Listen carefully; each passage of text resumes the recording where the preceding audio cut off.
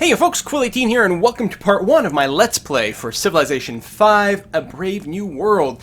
Now, in part 0 we talked about our setup, and here we are playing as Venice and looking at our start, and I have to admit, it is a pretty darn strong start. The very first thing I'm going to address, because people never seem to know where this is, to get these little icons up here and the grid lines and that sort of thing, you can go down to this toggle map options menu on and off, and you can tick these things on and off and get all these neat little pop-ups to make the resources stand out. I find it makes the game go a lot easier, especially when you're watching a video. So there you have it. I am going to settle in place because I think it's a pretty strong position. You know, again, it could be that moving a little bit might result in something tiny, microscopically stronger if we could see into the future, but I don't think I'm going to stress out about it too much, so I'm going to settle in place. And we'll found Venice, and let's talk a little bit about the area that we've got, the resources that we've got, because that is going to factor into what techs we start researching. Now, Venice, of course, because of the way it works, I cannot build settlers. So we are clearly not going to be going down, say, Liberty Branch, because, well, the collective rule, actually still works. Look at this. Venice receives a merchant of Venice instead of a settler. Hold on, this is going to cause me to rethink everything. So I don't get the bonus production of settlers, but the merchant of Venice is pretty strong because that allows me to basically just take over one of the city-states. Fascinating. Okay.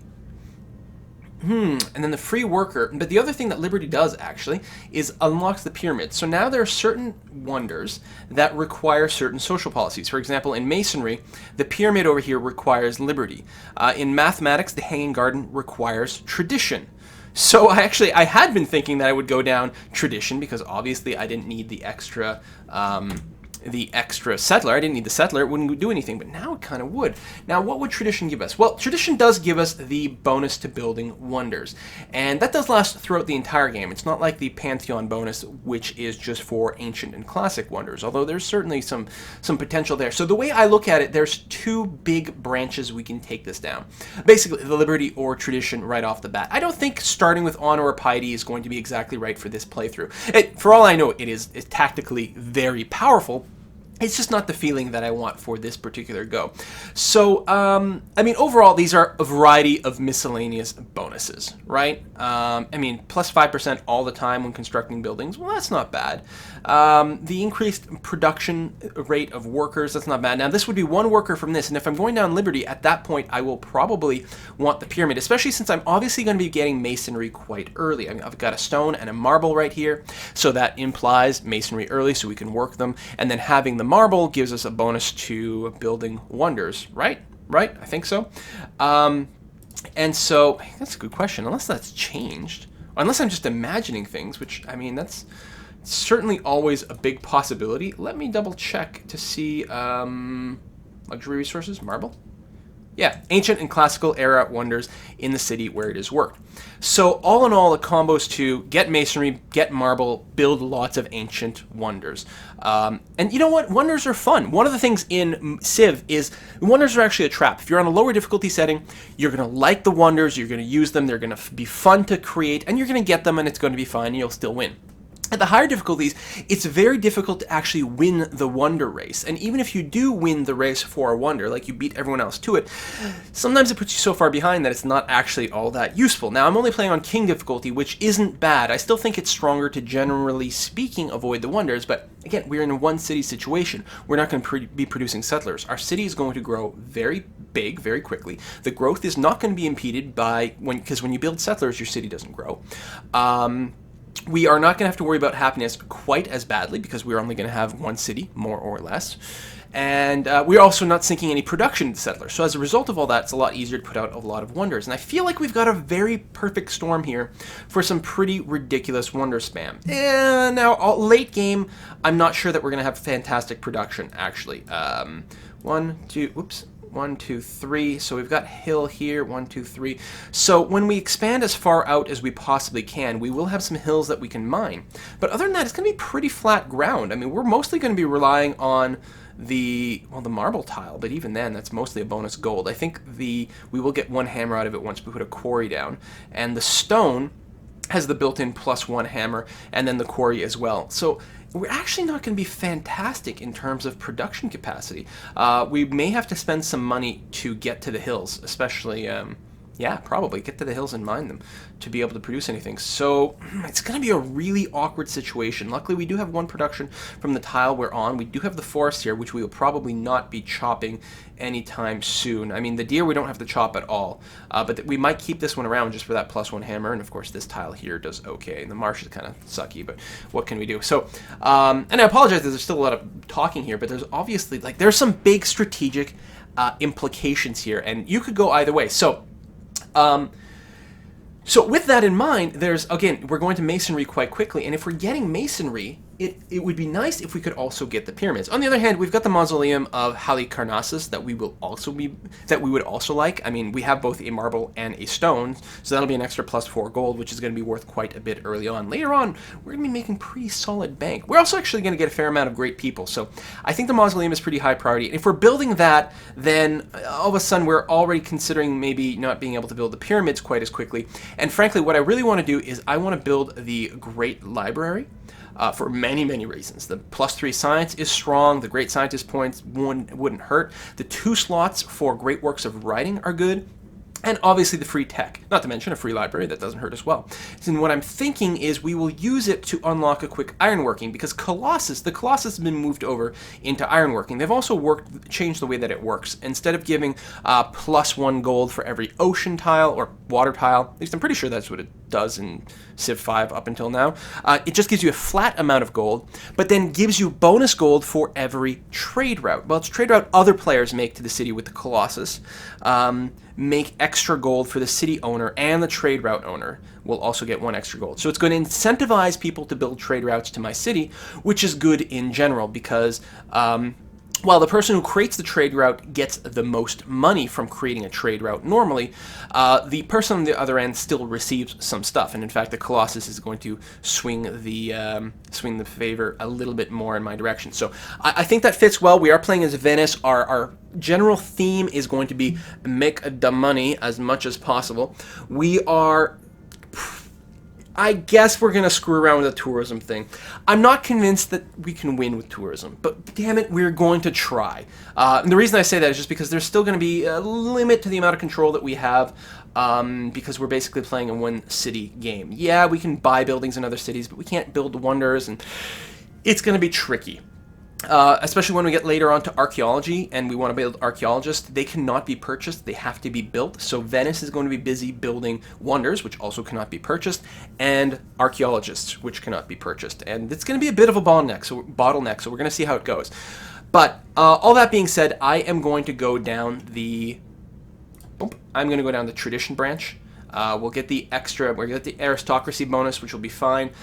Legalism, I'm still not 100% sure exactly how it'll work perfectly for us. I believe, because I'm going to build a monument, but I believe when we unlock the next culture building, we will get it for free, if we already have legalism unlocked. I believe it is now, the way it works is it checked when you pick legalism, and then it is checked when you unlock the appropriate technologies, or also if you just build a new city.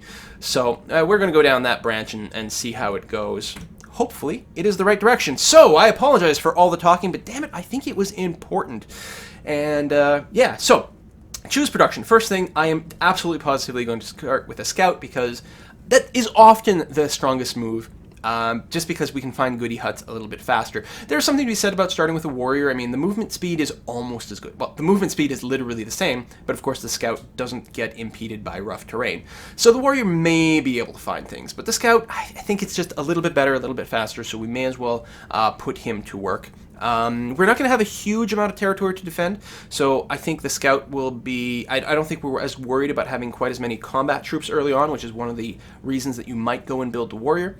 And the other thing is that since we're not going to be expanding a lot, we're really going to want to try to actually scout a lot of it sort of the hard way, and distance stuff, and try to get as many good hits as we can. So we're going to start with the scout, and then I believe I will follow that up with a monument, which is a very, very standard kind of build. Now, down the research side, and then after that, scout, monument, and then I will build a worker at that point. So what I'm thinking build order wise is I'll probably pick up pottery pretty quick to unlock the shrine. Ooh, see now, because what I really want before I start building the Great Library, it would be really nice to pop our Pantheon. to get the plus 15% production from the Pantheon, but I also want to build the monument so that we can get our social policies going on. I'm not sure if we're going to get the second level of our social policies in time to help the Great Library, but or actually I think we might build a mausoleum first. Well, it's going to be tricky because people are going to rush that. Let me piece together the order of production here. We don't have to rush the masonry because it's going to be a bit before we can even build the first worker, and having the worker out before masonry is not going to be that handy. And the reason is that our worker's not really going to have anything to do up until we unlock masonry. I suppose, yeah, farming, maybe this, that.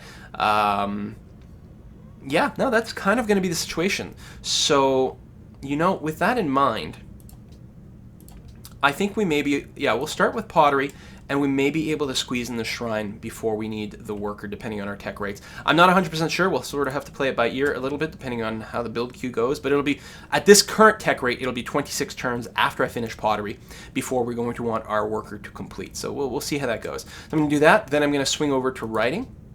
To be able to unlock the Great Library. Then I will do bronze working so that hopefully when the Great Library completes, we will start on iron working. That being said, it will leave us a little bit vulnerable because we're not going to have archers at that point. So that's the general plan. I'm actually not going to queue everything up. I'll go pottery into masonry because we might be able to, depending on how the timings work out, especially since I do want to build a mausoleum, we might be able to pick up archery in there and finish an archer.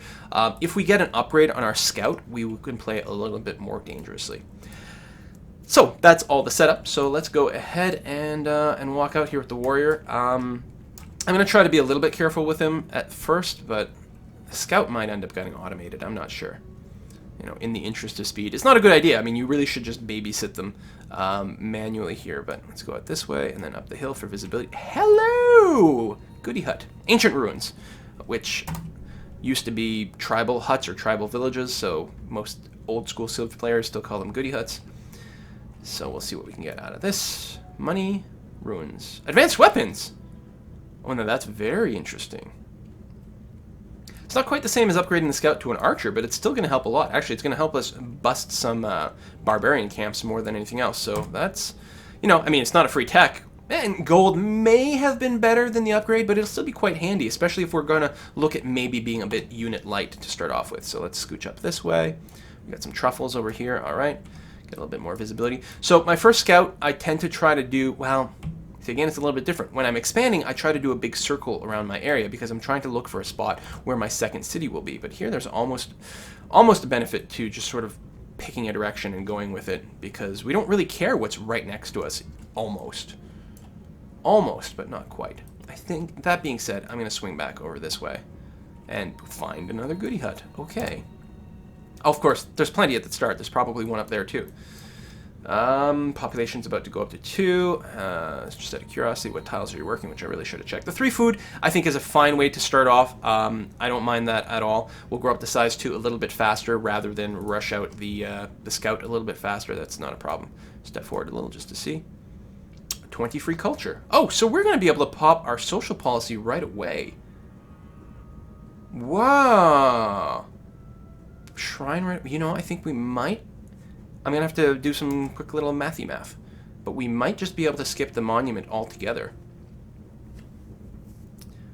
All right, choose production. Right. So he turns to that. Let me just click on something. Let me click on a worker at this point, and we're gonna look at the dot policy. So I had talked. I wanted to do the tradition thing, so that's fine. I will go ahead and do that. It gives us some extra culture for free as well, which is going to be pretty nice for our one thing. Unlocks the Hanging Garden, which means we will get more merchants of Venice or whatever, because the Hanging Garden gives us a free garden, which is plus 25% great person growth rate, which is, I think, going to be quite handy. So 30 is how much culture we need for the next policy pop. But we were getting 4 per turn, so 9-ish turns. Never do math on live TV, kids. It's a bad idea. So that will allow us, so we can get, in 9 turns, we can unlock aristocracy, which will actually be faster than we need it. We're not going to be building any wonders in 9 turns. So instead, in 9 turns, we can pick up legalism, which will give us a monument for free, which will give us a little bit of extra culture, right?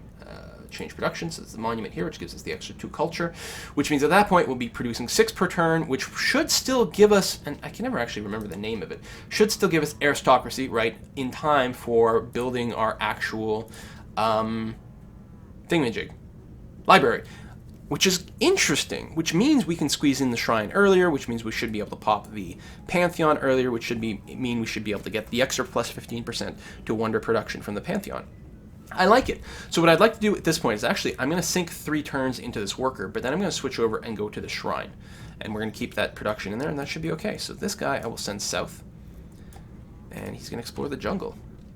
And this guy, I guess maybe we'll move inland slightly. We've got cotton bananas. Not that we will get that. Best we're going to have to hope for is that the AI settles here and then we take it over if, this is a really good location. But overall, I'm pretty happy. We've got some great resources going on. Let's go up on the hill and +1 population. Really? Now that's pretty good too. Again, I think the absolute best thing you can get is a technology, really. I think that's unquestionably the best. But so far, I've been okay. I mean, frankly, that culture pop is going to pay off a lot. In case the game crashes, like right this second, I'm going to go ahead and drop a quick save in here. Thank you very much. Let's cross over here and see what's what. This is too good a start. I don't want to lose this. Hello. How would I say it? Pocatello? Pocatello? I'm going to go with Pocatello because I actually don't know where the Shoshone were, but I'm willing to bet this is sort of almost I was going to say like an Anglicism, almost a Spanishism of the way the name is probably actually pronounced. I should actually do some research on the Shoshone. So one of the things, I believe this is one of the new civilizations in A Brave New World, and I like the fact that there's more acknowledgement of the fact that there were more, like the Native Americans were not, especially the North American ones, were not a single homogeneous group. They were multiple distinct nations. So it's nice that it's not just the Iroquois or something. So now we've got some variety there. But yeah, I got to do some research on these guys, maybe between videos. So okay, we have met our neighbor, which is great. I'm gonna go with Pocatello as the pronunciation, which is probably wrong in at least 3 different ways. But screw it, you guys have to deal with it, just like the way that I pronounce amphitheater. That's it. Yeah. Oh, I like the sort of bear paw. That's a cool sign. Arbitrarily pick this direction, and then pop down here, which is going to reveal nothing. Go over here, and I think that's him. He's taking quite a roundabout path, which probably means I'm going to walk into areas without, without any more ruins. So what did he do? Go south and then cut here and go there? This is certainly proof that the AI clearly does not cheat at exploration. Holy cow. Because it definitely missed that. Got a barbarian encampment there, which we will probably want to clear out, actually. I do have the upgrade, which is good. I could even get the scout in on it, although I probably don't have to do that. And I feel okay. Oh, okay, pottery, 1 turn. I thought I'd forgotten to do my little switch. Whew, I'm so bad about doing that, where I say I'm just going to sink a few turns into X and then, do something else. So, I'm going to go into Venice. I'm going to check the box here to show the queue, the production queue. I'm going to add something to the queue, which is going to be our shrine. Go back, and then I'm going to take the shrine and move it up into the queue order. So all the progress in our worker is still going to be locked into the worker. We'll finish off the shrine first so that we can get that Pantheon pop, and I think that's going to be the right way to do it. We'll see. I don't care about the coast quite as much because I'm really looking for more goodie huts here, which I'm not going to find. But also finding some of those guys would be helpful. All right, let's pop this. So teach us that really? Actually, I don't think have I ever gotten anything quite that advanced? I mean, I guess it's not that far down. Just Calendar, I guess from playing Civ 4, Calendar was a much deeper tech, so I always consider it to be something, quite a bit more major.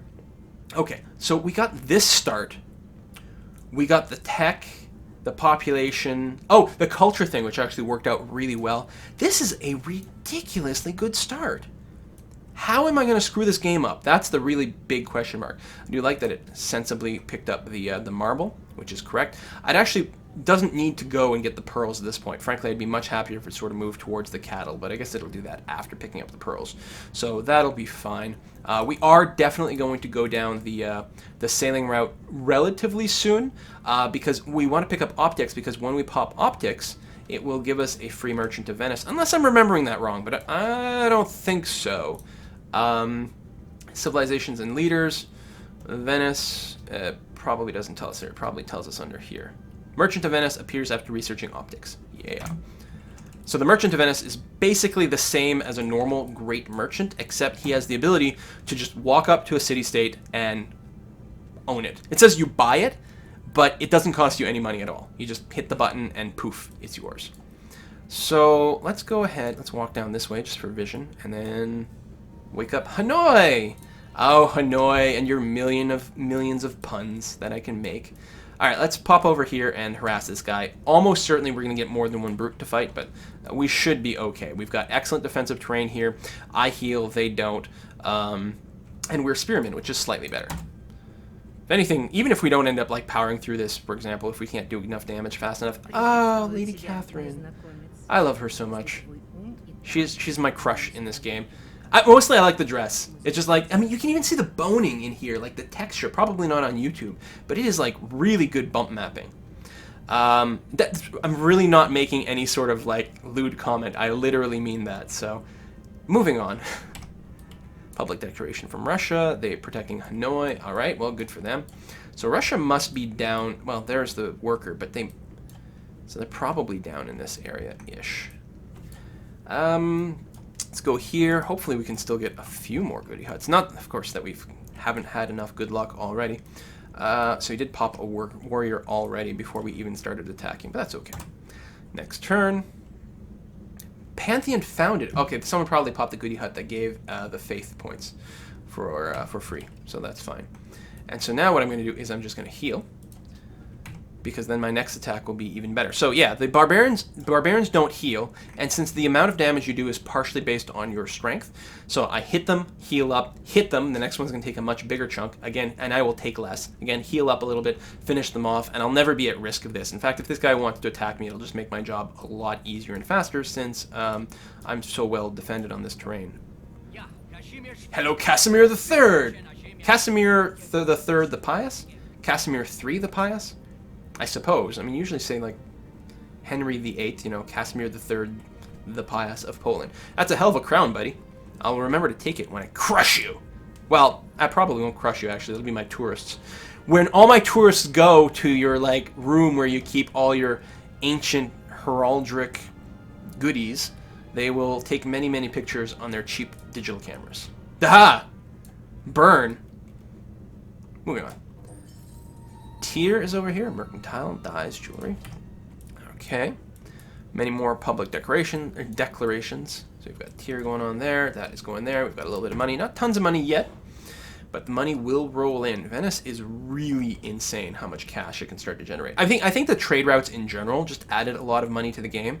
But since Venice gets more, then it does even more. Grand Mesa. Okay, so that's not really going to do anything for us. And again, unless Tier is able to grab it, and then we just, actually, I suppose if we bought Tier, we could expand out that way. We'll see how it goes, and we get our policy. So, I'm going to pick up legalism, right? Yes, that is what I decided. So this should give me my monument for free, which should give me a +6, or a total of 6 culture per turn, which should help make the next expense work properly. Yes, I want this social policy. There we go. So it's only going to be 10 turns to the next one, which is going to be more than enough to make everything work out beautifully. All right. I know the turns aren't going particularly fast now. It's always the problem. Like, the game goes so fast when you're playing on your own, but to do these recordings, I don't know. I'm just going to wander into these desert hills here again. I'm trying to hopefully find some goody huts that haven't been claimed yet. I'm going to go ahead and attack this turn because I'm almost full. The heal might actually be overkill, so that'll work out nicely that way. Hit next. Shrine is still coming. Some of these turns are taking... Oh, we really got another guy spawn. Alright, that's fine. So we've completed mining, which is okay. We're going to go down here. We found Belgrade. We're actually the first person to discover them. That's interesting. which might mean we're in a little bit of unexplored territory, so there might still be another goody hut. We're going to go ahead and take drill for rough terrain, which, because most of the hard combat happens in rough terrain, so I like to take that in general anyway. I'm going to go ahead and smack him down, and then I'll rest up and heal again. There's no way this guy can kill me. If anything, I'm wearing myself down to encourage him to attack. Probably won't happen.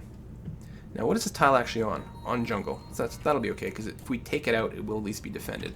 That being said, we will probably rest before we completely kill it. Yeah, I will do so, because I think we'd be a little too low. I don't want to chance it. I might not rest to full, because I do want to stop the spawning at some point. I like the fact that these guys are moving east, though, instead of west towards Venice. It's a Polish warrior. Oh, that's going to hurt people so badly if I say that again. Okay, 25 gold. We're up to 139. Now, the nice thing is, if you do break through the 200 gold mark, then you're nicely protected at home, even if your warrior's off wandering far from home, because you can always instantly summon a warrior. And apparently this time we're not going to need to buy a worker. I probably will want to go up to 2 workers at some point, because Venice is growing quite quickly and will continue to do so. I don't think 1 worker will quite be able to keep pace with improving the tiles, because ideally you'd want to be in a situation where you're never working an unimproved tile. That's clearly not going to be the case now, but I think a second worker will happen at some point. Let's do it slowly, just in case. And, oh, that's Russia. Okay, cool. Not quite far away. In fact, barring the Shoshone going directly west, we actually have a fair buffer around us. So we shouldn't be too threatened too quickly, because it's a long way for them to walk over and declare war. We'll see how it goes. Oh, he actually attacked me, which is fine, because we can just tank it out, because we're going to heal a little bit this turn. We're relatively fortified. It's possible they can kill us this turn, but I would really, really be surprised. So we'll get what peak we can get there, and we're probably months away from automating the scout. I mean, he can get himself into a little bit of trouble manually by wandering a little too close to Barbarian encampment, but yeah, let's automate it and just try to speed that up. So we took a little bit more damage, but again, we have survived. We should be okay again. These guys are getting weaker with every attack. It's possible, though. You know what? Just to be safe, I'm going to go ahead and run away, because they're not going to be able to chase me through this brush, and I don't want to take that kind of risk. We'll run to our territory, we'll be able to heal up a little bit faster, and then we'll send them out exploring again, probably. Now, if it's just the one, we might be able to take it, but I'm still not going to risk it. I'm going to run all the way home, and these guys will probably tangle or not. Thanks a lot, buddy, for your help. I really appreciate it. Why did... Oh, yeah, because I can't go directly out to the cattle. That's why we grabbed that tile, even though it's relatively useless. Oh, I can't actually make it all the way anymore. It's just the one, though. I think we should be okay. We're on a hill. I think we're going to be okay. Let's go ahead and try to tank him out. See, already you got in trouble. Gosh, darn it. You are really a pain in the butt, Mr. Scout. And again, one may not be able to kill us with our healing while fortified. In fact, I don't think that one brute can kill us this way. We're going to heal just enough, we're going to be just tanky enough, we're going to be fortified at this point, and they're going to get weaker with every attack. We're going to be just fine. We got a promotion, actually, at a very, very good time. I'm tempted to take the heal, but I don't think that'll be necessary. In fact, I think the drill might be enough. I'm not going to attack, I just want to see. We'd even be able to get a minor victory that way. It's going to be all the better on defensive, so you know what? Let's do one more of those, and we're going to be just fine. Although at this point, actually, never mind, because he's moved, I can make it all the way over here now, so I feel very secure. And we will heal up faster, and we will be able to do a little bit more scouting that much better. We've got our worker is going to come in just 2 turns after masonry completes, which is going to be good and lovely, and I'm really happy with the way we've timed out this start here. Sometimes you get like really awkward sort of things come in at awkward times and just don't line up nicely. And so far, things have been lining up pretty damn well. So there's masonry. We can even bombard this guy once and soften him up, and then we can go ahead and decisively kill him. We can adopt a policy, so we can go ahead and pick up aristocracy at this point. I don't want to push it anymore. Some of these, like the growth in the food is actually really quite strong, but I think this is going to be better off for us, because we are going to start, well, frankly, we can start building the mausoleum right away, or rather in 2 turns. All right, so we've got that queued up. I'm feeling good about that. I'm not sure what the production time, 185, we're producing 5-ish hammers per turn. There's going to be some discounts and things. It's still going to be over 10 turns before we finish the mausoleum. So I think I'm thinking archery into writing. After the mausoleum finishes, we'll squeeze out one archer, and then we'll start on the Great Library, and I think we'll be okay. And then bronze working, of course, because when the Great Library finishes, we want to get iron working for free. Since it's potential, if we have iron nearby, it's going to turn us into a powerhouse very, very early on. But even if we don't, the Colossus becomes handy. And even if we don't end up rushing that, it is still a fairly expensive tech that we've just saved a lot of money on quite early on. Now, I could keep my spearman around and actually skip archery altogether. Or not altogether, but skip it at this point. And that might even be fine. What's the timing at right now? 15 turns total to complete writing. Which is going to be slightly long. That's if we pick up archery. And if we don't, I bet you we get writing too early. No, you know what? We're going to play it safe. We're going to get the one archer. We're going to be happy that we've got it. It's what? Oh, are you still on what? Why are you? Stop you. Did I hit a button? Did I set you to auto explore? You're supposed to be inside our territory healing, damn you. I probably did something stupid like that. Yeah, so then I'll be able to send him out exploring, or actually I was going to say, better at stomping barbarian encampments, which might get us some early friends or even allies among the city-states. Hello, Ahmed Al-Mansour, the Pious of Morocco. Nice to see you. Got some camels going on. I like the glow coming out of the tents, actually. That's pretty good. All right, so no deals we can make quite yet.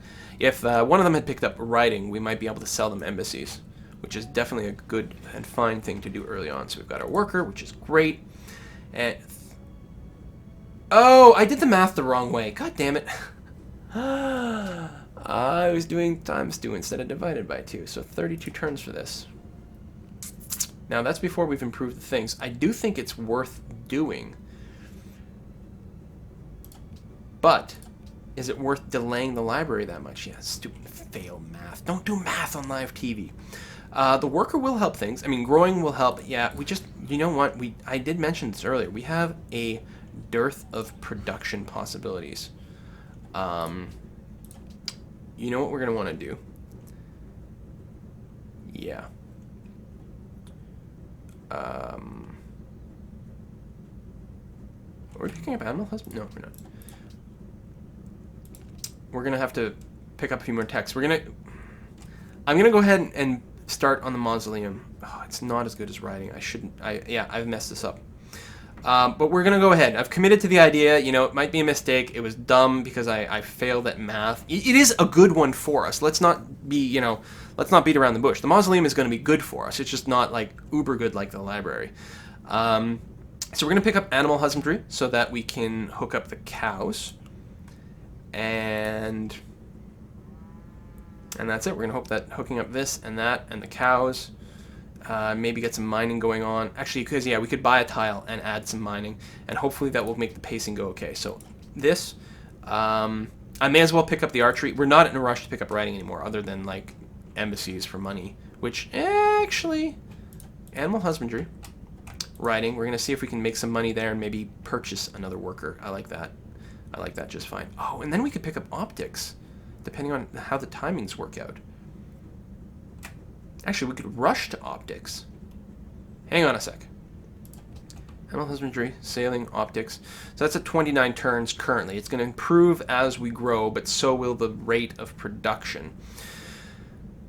Because then we could just use this to brush out the great merchant, or the merchant of Venice, and buy a city-state really, really fast.